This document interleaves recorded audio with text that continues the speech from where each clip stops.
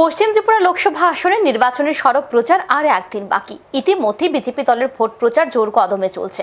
মঙ্গলবার পশ্চিম ত্রিপুরা লোকসভা আসনের বিজেপি প্রার্থী বিপ্লব কুমার দেবের সমর্থনে 14 বাধারঘাট বিধানসভা এলাকায় এক সুবিশাল পদযাত্রার আয়োজন করা হয়। পদযাত্রায় উপস্থিত ছিলেন পশ্চিম ত্রিপুরা লোকসভা আসনের বিজেপি প্রার্থী বিপ্লব কুমার দেব, এলাকার বিধায়িকা মীনা রানী সরকার সহ অন্যান্যরা। পদযাত্রাটি 14 বাধারঘাট বিধানসভা এলাকায় বিভিন্ন রাস্তা পরিক্রমা করে পদযাত্রা শেষে বক্তব্য রাখতে গিয়ে পশ্চিম ত্রিপুরা লোকসভা আসনের বিজেপি প্রার্থী বিপ্লব কুমার দেব বলেন, আগামী বুধবার বিকেল বেলায় দেশের প্রথম দফা ভোট পর্বের প্রচার সমাপ্ত হবে। সেদিন প্রধানমন্ত্রী নরেন্দ্র মোদী ত্রিপুরায় প্রথম দফা ভোটের প্রচার শেষ করবেন।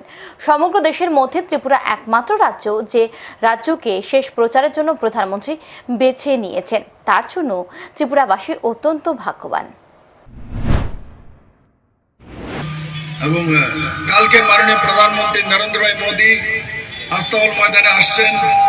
और एक बार ख्याल रखবেন বাদারঘাটবাসী, मोदी जी प्रथमবার কালকে ফার্স্ট যে পোল ফার্স্ট পেজের লাস্ট প্রচার এই ত্রিপুরাতে আপনাদের মাটিতে করবে।